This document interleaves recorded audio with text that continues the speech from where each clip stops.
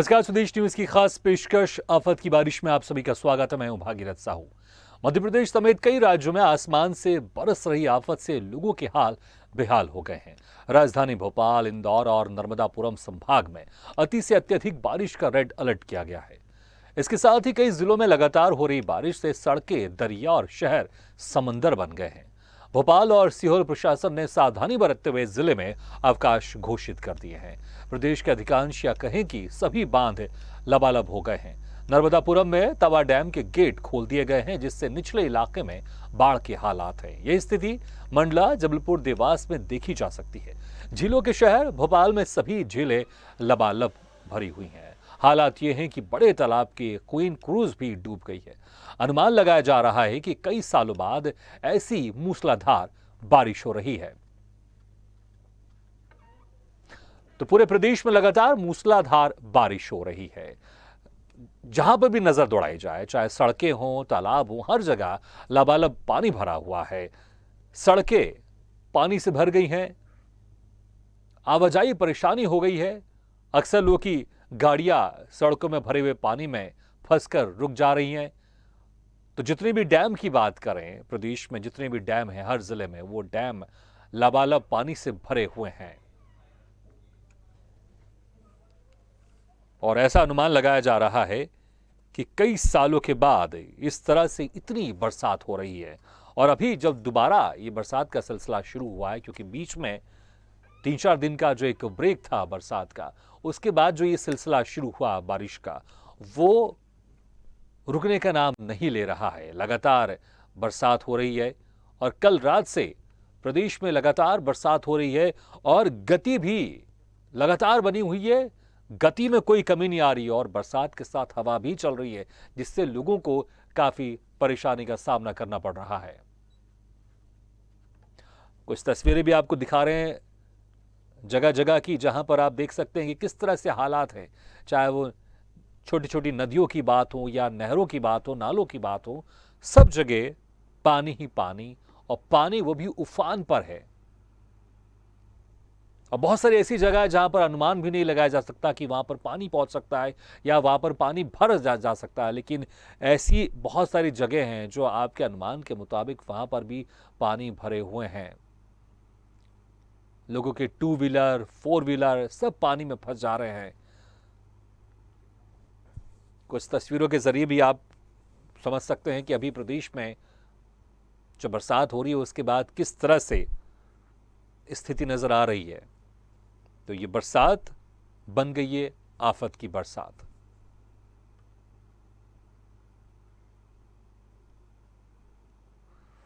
चाहे भोपाल की बात करें, भोपाल झीलों की नगरी कहा जाता है। भोपाल का बड़ा तालाब भी लबालब भरा हुआ है। चाहे कैरवा डैम की बात कर लें, कोलार डैम की बात कर लें, सब पानी से लबालब हो चुके हैं। और भोपाल में जो क्वीन क्रूज है, जो पर्यटकों को काफी आकर्षित करती है, वो क्रूज भी डूब गई है पानी के कारण। क्योंकि एक तरफ पानी भी गिर रहा है और दूसरी तरफ हवाएं तेज चल रही थी, जिसकी वजह से तालाब में एक तरह से समंदर का रूप प्रतीत हो रहा था। और उसी बीच जो वहां पर क्वीन क्रूज थी, वो उस लहरों में, थपेड़ों में धीरे धीरे करके डूब गई।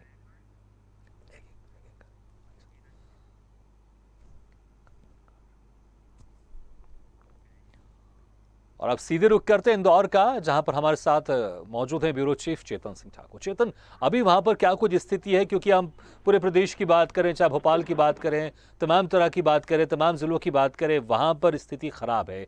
जो बरसात का सिलसिला शुरू हुआ है कई जगह कल रात से, और अभी थमने का नाम नहीं ले रहा है। लगातार बरसात हो रही है और साथ में हवाएं भी चल रही है। इंदौर में क्या स्थिति है अभी? जी, इंदौर में हालात बता दूं, कल रात से ही बारिश चालू हो चुकी है। 3 से 4 दिन का जो समय था जहां थम गई थी, पर कल से जिसमें बारिश चालू हुई, और आप मेरे पीछे देख सकते हैं कैमरे की नजर से कि किस तरीके से बारिश अब चालू हो चुकी, तो लोगों में फिर एक भय व्याप्त है। क्योंकि जिस तरीके से आज से 7 या 8 दिन पूर्व जो बारिश आई थी, उसके चलते नगर निगम की पोल खोल दी गई थी इंदौर के अंदर। इंदौर के अंदर हालात ये थे कि कई जो निचली बस्तियां थी उसमें पानी भर चुका था। कई जो 4 व्हीलर वाहन थे, 4 पहिया वाहन थे, वो बह चुके थे। तो ये जो हालात थे वो काफी खराब थे, जिसके चलते लोगों में एक भय व्याप्त था। बता दूं छोटी छोटी जो बस्तियां हैं, निचली बस्तियां हैं, गरीब बस्तियां हैं, बता दूं यहाँ जो इलाके हैं उसमें पानी भर गया था और जो नाले थे वो उफान पे थे। अभी बता दूं जिस तरह से रात से ही बारिश चालू हो चुकी, तो बारिश से ये आलम है कि बता दूं नर्मदा किनारे जो जितने गाँव है, नर्मदा उफान पे चल रही है। यहाँ बता दूं शिप्रा नदी वो भी उफान पे चल रही है। बेतावा, काली सिंध, तमाम जो नदियां हैं आसपास की छोटी बड़ी नदियां हैं वो भी उफान पे। तो जो हालात है वो काफी यहाँ पर खराब हो चुके हैं और गांवों का जो संपर्क है वह टूट चुका है। लोगों में अब कहीं ना कहीं भय व्याप्त है कि जिस तरीके से अगर बारिश नहीं थमती है तो हालात क्या हो गए, क्योंकि फसलों का भी अब नुकसान हो चुका है। फसलें जहाँ की तहाँ रह चुकी है, तो मुआवजे का भी अब ऐलान जल्द से जल्द कर देना चाहिए ताकि किसानों को भी कहीं ना कहीं राहत मिले। क्योंकि जो असर मैं देख रहा हूँ बारिश का, अब आफत की बारिश यहाँ पर लगातार नजर हमारे सामने आ रही है और जो बारिश है वो थमने का नाम दे रही है। और मौसम वैज्ञानिकों का कहना है कि यह बारिश अभी 2 से 4 दिन बाद अपना रोज रूप दिखाएगी। तो अब लोग कहीं ना कहीं जो रोजमर्रा की जो जिंदगी जीते हैं उनको भी अब यह बारिश, अब आफत की बारिश लगने लगी है। जो मजदूर वर्ग है उनके लिए रोज जो मर्रा जिंदगी होती है, सुबह जाना और शाम को कमा के लाना और फिर खाना, तो उनके लिए यह बारिश के चलते अब कहीं ना कहीं जो है उनकी जिंदगियां परेशानियों का सबब बन चुकी है। तो अब प्रशासन ने इस ओर ध्यान देना चाहिए। प्रशासन के जो अधिकारी है उन्होंने दूसरी बस्तियों में जाकर देखना चाहिए कि क्या व्यवस्थाएं हैं, जो मजदूर वर्ग है उनको खान पीन की व्यवस्था हो रही है या नहीं हो रही है, उनकी हालात जिंदगी क्या है, उनकी ओर जरूर ध्यान देना चाहिए। जी बिल्कुल चेतन, ये भी जानना चाहेंगे स्कूल और कॉलेज की क्या छुट्टी वहां पर कर दी गई है? जी अभी इंदौर कलेक्टर ने इसका भी कहीं भी बता दूं, आसपास के जो 13 जिले थे यहाँ वहां पर तो छुट्टियां प्रशासन की ओर से दे दी गई थी, पर कलेक्टर ने भी, इंदौर कलेक्टर ने छुट्टियां घोषित नहीं करी। पर इंदौर कलेक्टर का जो निर्देश है वो है यह है कि आसपास के जितने भी पर्यटक स्थल है, पिकनिक स्थल है, वहां पर नहीं जाया जाए, क्योंकि वहां अचानक पानी बढ़ जाता है, जिसके चलते लोग अपने परिवार और अपना खुद को जान मुसीबत में डाल देते हैं। क्योंकि जिस तरीके से बता दूं, बिल्कुल चेतन, इस वक्त पर्यटकों को भी ध्यान रखना चाहिए कि ऐसी जगह बिल्कुल न जाए जहां पर ज्यादा पानी होने की वजह से या फिर पानी में किसी तरह के कोई एक्सीडेंट हो सकता है, इसलिए ध्यान रखें अपना। क्योंकि अक्सर इस तरह की बरसात होती है तो लोग घरों से निकलते हैं, कुछ लोग, हर कोई तो नहीं लेकिन कुछ लोग निकलते हैं और ऐसी जगह जाते हैं जहां पर नदियां हैं, जहां पर झरने बहते हैं। इसलिए अगर पर्यटक कोई ऐसी जगह जा रहे हैं तो वहां पर अपना ध्यान जरूर रखें। अब रुक करते हैं जबलपुर के से हमारे साथ जुड़े हुए हैं वाजिद खान। वाजिद, हम आपके पीछे नज़ारा देख रहे हैं, शायद आप किसी नदी के सामने खड़े हैं या तालाब के सामने खड़े हैं, जरा बताइएगा कहाँ खड़े हैं आप और अभी वहाँ पर स्थिति क्या है? जी मैं आपको बताना चाहूंगा, ये जबलपुर का हनुमान तालाब है और यहाँ से कल जो ये तालाब था वो आप पीछे देख सकते हैं कि पूरा यहाँ से ये तालाब लेवल में बहने लगा था। इतना ओवरफ्लो हो गया था कि यहाँ आजू बाजू जो बस्ती है वो दहशत में आ गए थे यहाँ के लोग। यहाँ से पूरा आप नज़ारा देख रहे हैं, ये कल लबालब भरा हुआ था जबलपुर का ये हनुमान तालाब है।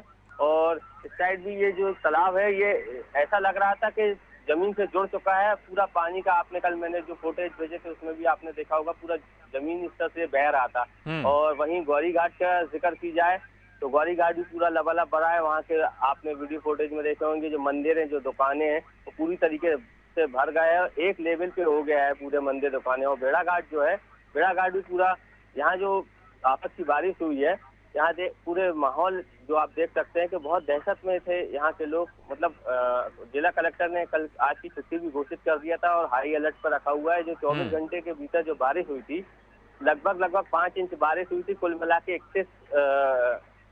36 से 37 इंच कुल मिला के जबलपुर में बारिश हो चुकी है। जी बिल्कुल वाजिद, हम वापस लौटेंगे आपके पास और वहाँ से कुछ जानकारी लेंगे। अब रुक करते सीधे भोपाल से हमारे साथ जुड़े हुए हैं मोहम्मद ताहिर खान। ताहिर, भोपाल में क्या कुछ हालात हैं? हम जो तस्वीरों में देख पा रहे हैं, पीछे भी शायद अभी भी बरसात हो रही है, तो अभी क्या कुछ हालात है? क्या लगातार बरसात हो रही है या रुक रुक कर बरसात हो रही है वहाँ पर? राजधानी भोपाल में पिछले 36 घंटों से बारिश का जो दौर है वो जारी है। झमाझम बारिश राजधानी में हो रही है और करीब रात से अब तक 8 इंच से ज़्यादा बारिश भोपाल में दर्ज की गई है। 32 किलोमीटर प्रति घंटे के रफ्तार से हवा चल रही है, जिसने जो आम जनजीवन है उसको प्रभावित कर दिया है। राजधानी भोपाल की जो 200 कॉलोनियाँ हैं पूरी तरह से प्रभावित हैं और अधिकतर जो पानी है वो गलियों में और नालियों से होता हुआ कॉलोनियों में घुस गया है और जो लोगों का जो जीवन यापन है वो कर पाना मुश्किल हो रहा है। कई घरों में सामान खराब हो गया है, वही कई जगह पेड़ धराशायी हो गए हैं, जिससे ट्रैफिक सड़कों पर रेंगता हुआ नजर आ रहा है। बात करें बिजली विभाग की तो राजधानी में आधी रात से ही बारिश जब जारी हुई, तेज बारिश चलने लगी तो पेड़ धराशायी होने लगे और कई पेड़ जो पेड़ हैं वो ट्रांसफार्मर के ऊपर गिर गए, जिससे कहीं ना कहीं जो है बिजली व्यवस्था भी पूरी तरह से ठप पड़ी हुई है। बिजली विभाग ने धैर्य बनाए रखने की अपील की है। वही राजधानी भोपाल का जो बड़ा तालाब है उसका जो पानी है वो अब सड़कों पर आ गया है। सड़कों पर आने से जो जल भराव की स्थिति वो ज़्यादा हो गई है। कॉलोनियों में स्थिति लगातार बिगड़ती जा रही है। खुद स्वयं महापौर मालती राय जो हैं वो नगर निगम के फायर जो फतेहगढ़ पे जो कंट्रोल रूम है वहाँ से बैठ के पूरी स्थिति पर नज़र बनाए हुए हैं और तमाम जो दिशा निर्देश हैं उनके द्वारा दिए जा रहे हैं। वही हम बात करें भोपाल की तो जो मालती राय का ही क्षेत्र है वो भी जल भराव की चपेट में है। उनके इलाके वार्ड 36 में जगह जगह पानी भरा हुआ है और जो गलियाँ हैं वो पूरी पानी से लबालब हो चुकी हैं। भोपाल की जो सड़कें हैं वो तालाब बन चुकी हैं और जो भोपाल का जो बड़ा तालाब है वो भी लहरों के साथ लबालब हो चुका है और वो तालाब में जो नावें चलती हैं, जो लेक प्रिंस बोट है वो भी कहीं ना कहीं डूब गई है। जो पूरा क्रूज है वो डूब गया। करीब 20 से 25 कर्मचारियों ने रस्सी बांध के उसको सुरक्षित बचाया, जबकि उसका आधा हिस्सा है डूबा हुआ है और जो कई नावें हैं वो जल समाधि उन्होंने ले ली है भोपाल के तालाब में। उसके अलावा एक जगह से सूत्रों की माने तो पेड़ गिरने से एक व्यक्ति की मौत की भी खबर आ रही है भोपाल से। जी बिल्कुल, क्योंकि तेज हवाएं भी चल रही है बरसात के साथ, तो कई जगह पेड़ टूटने की भी खबर सामने आ रही है। ताहिर, हम ये भी जानना चाहेंगे भोपाल में बहुत सारे डैम है, अभी वहाँ पर डैमों के क्या हालात हैं? क्योंकि इसके पहले जो बरसात का सिलसिला चल रहा था 3-4 दिन पहले, उसमें कई डैमों के गेट खोले गए थे। क्या फिर से गेट खोले जा रहे हैं? जी बिल्कुल, कल से ही गेट का जो दौर है वो खोलने का वो शुरू हुआ था। कलियासोत के 7 गेट, भटवाड़ा के 5 गेट और जो केरवा है उसके भी 4 से 5 गेट प्रशासन ने यहाँ पर खोले हैं। गेट खोलने से जो बड़ा तालाब का जलस्तर है वो लगातार बढ़ रहा है और उसके चलते जो स्थिति है वो कहीं ना कहीं बिगड़ने लगी है। राजधानी की बात करें मिसरोद की तो मिसरोद में हालात बद से बदतर हो गए हैं और बाढ़ जैसी स्थिति उत्पन्न होने लगी है। वही भोपाल से सटे जो ग्रामीण अंचल हैं वो भी पूरी तरह से जलमग्न है। पूरे जगहों पर बारिश से हाल बेहाल है और ग्रामीण अंचलों में सबसे ज़्यादा समस्याओं का सामना ग्रामीणों को करना पड़ रहा है, क्योंकि वहां से शहर का जो संपर्क है वो पूरी तरह से टूट चुका है। भोपाल बेरसिया मार्ग बंद है और भोपाल बेरसिया मार्ग पर बना ईटखड़ी थाना भी जल समाधि ले चुका है, क्योंकि वहां पर थाना पूरी तरह से डूब गया है और थाने के जो पुलिसकर्मी हैं उनको भी कामकाज में दिक्कतों का सामना करना पड़ रहा है। और जो गाँव हैं, ईटखेड़ी हो, इस्लाम नगर हो या और भी जो गाँव हैं वो भी पूरी तरह से बारिश की चपेट में है और वहाँ के जो लोग हैं उनके घरों में पानी घुस गया है। जो अनाज रखा हुआ था, जो अन्य जीवन यापन करने के जो साधन थे वो पूरी तरह से चौपट हो गए। और बात करें बिजली व्यवस्था की तो लगातार जो कर्मचारी हैं वो मुस्तैदी के साथ उसको दुरुस्त करने में लगे हुए हैं, लेकिन अभी भी कुछ घंटे तक बारिश का जो दौर है वो जारी है और अगले 24 घंटे के लिए भी मौसम विभाग ने रेड अलर्ट जारी किया है। भोपाल संभाग के अलावा भी अगले 24 घंटे के लिए रेड अलर्ट जारी किया। हम दोबारा वापस लौटेंगे आपके पास। अब रुक करते हैं खंडवा का, हमारे सहयोगी देवेंद्र जायसवाल के पास। देवेंद्र, खंडवा में क्या हालात दिखाई दे रहे हैं? क्या अभी भी वहां पर लगातार बरसात हो रही है? और जो बरसात जो पिछले कुछ घंटों से हो रही है, तकरीबन आधे से ज्यादा दिन हो गए लगातार बरसात हो रही है, अभी वहां पर स्थिति क्या है खंडवा में?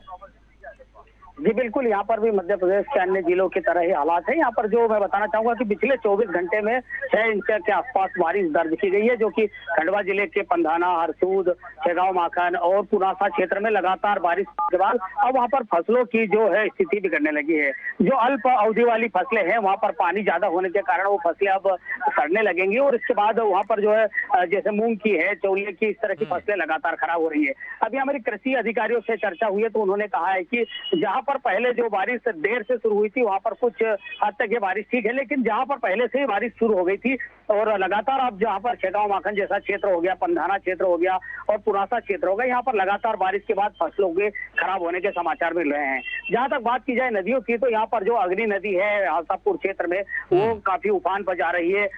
यहाँ साथ ही आबरा नदी है वो उफान पर जा रही है। इसके अलावा नर्मदा नदी के जो इंदिरा सागर ओंकारेश्वर बांध के गेट खोल दिए जाने का तो वो भी उफान पर है।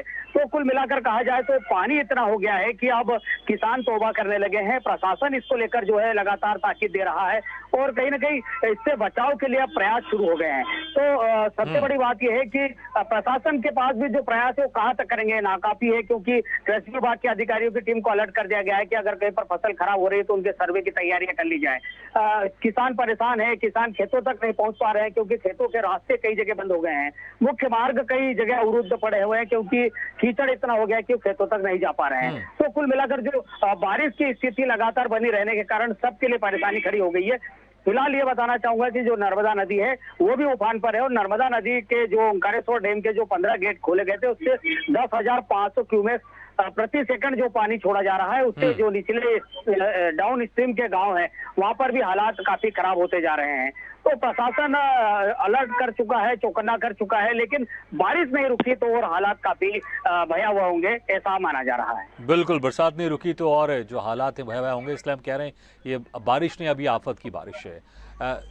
फिर से एक बार रुक करते हैं इंदौर का, वहाँ पर हमारे जो सहयोगी लगातार बने हुए चेतन लगातार प्रशासन अपनी तरफ से व्यवस्थाएं बनाकर रखता है और कोई भी अगर ऐसी अनहोनी हो तो वहाँ पर प्रशासन लगातार पहुँचने की कोशिश करता है, लेकिन इतनी ज़्यादा बरसात होगी, क्योंकि इतनी ज़्यादा बरसात की बात तो फिर हर जगह जो स्थिति ख़राब रहती है, इस बीच में प्रशासन की तरफ से जो व्यवस्थाएँ हैं वो बिल्कुल चरमरा जाती हैं। तो लेकिन अगर बात करें प्रशासन की तरफ से जो व्यवस्थाएँ अभी वहाँ पर वो किस तरह से दिखाई दे रही है और सड़कों की हालत वहाँ पर क्या है, आवाजाही किस तरह से दिखाई दे रही है, क्या लोग घरों में बैठे हुए हैं या फिर जो आम जो दिन होते हैं उसी की तरह लोग सड़कों में आवाजाही कर रहे हैं? चेतन, आवाज आ रही है आपको हमारी? चेतन, सुन पा रहे हैं आप हमें? चल, लगता है कि हमारी आवाज नहीं पहुंचने, दोबारा कोशिश करेंगे। हम जबलपुर रुक करते हैं। जबलपुर से लगातार हमारे साथ बने हुए हैं हमारे सहयोगी वाजिद खान। वाजिद, अभी हम जरूर देख रहे हैं कि वहां पर बरसात अभी आपके पीछे जो सिलसिला है थोड़ा सा रुका हुआ या फिर बहुत हल्की हल्की बरसात हो रही है, लेकिन प्रशासन की तरफ से जो व्यवस्थाएं हैं वो किस तरह से आप देख पा रहे हैं? क्योंकि जब बहुत अत्यधिक बरसात होती है तो जो सारी व्यवस्थाएं हैं वो चरमरा सी जाती हैं। जी, मैं आपको बताना चाहूंगा, डॉक्टर इलैया राजा टी जो जबलपुर कलेक्टर हैं, उन्होंने हाई अलर्ट पे रखा है जबलपुर, क्योंकि 24 घंटा में ये जो आपस की बारिश हुई है, यहाँ गलियों में, घरों में, यहाँ तक का घुटने तक का पानी आ गया। जो निचले स्तर की जगह है, जो बस्तियां हैं, वहाँ लोगों को ऊंची जगह पे जाना पड़ा है, क्योंकि कहीं ना कहीं जो देखा जा रहा है कि बारिश थमने का नाम नहीं रही। लगातार जो बारिश हो रही है उससे अवस्थाएं भी बिगड़ती जा रही है। कहीं पेड़ गिर गया, कहीं 12-12 घंटे से लाइट हो है, और कहीं ना कहीं नगर निगम की टीम भी पूरी तैयार है कि जहाँ से भी कोई फोन कॉल आता है जरूरतमंदों के लिए, जो जरूरत पड़ती है वहाँ नगर निगम टीम भी उपलब्ध हो जाती है। और कहीं ना कहीं डॉक्टर इलैया राजा टीम ने पूरी नजर बनाए रखी है और पूरा शासन प्रशासन को हाई अलर्ट पर रखा है। छुट्टियां भी घोषित कर दी गई थी आज बच्चों की स्कूल की। बिल्कुल, तो प्रशासन की तरफ से लगातार नजरें बनाई हुई हैं और प्रशासन, आपने बताया कि वहाँ के जो कलेक्टर हैं उन्होंने इसको जबलपुर को हाई अलर्ट में रखा हुआ है। ताहिर, अक्सर देखते जब इतनी ज़्यादा बरसात होती है तो जो सड़क किनारे लोग, जो कुछ लोग रहते हैं टेंट लगा के, अक्सर हमने देखा है छोटे छोटे जो कारीगर होते हैं, चाहे वो मटके बेचने वाले हों या कुछ भी छोटे छोटे, अक्सर देखा हमने जब भी हम सड़कों पर निकलते हैं सड़क किनारे कुछ लोग टेंट लगा के ज़रूर रहते हैं और बहुत सारे लोग ऐसे जिनका घर नहीं रहता वो भी सड़कों पर ही अपनी रात गुजारते हैं।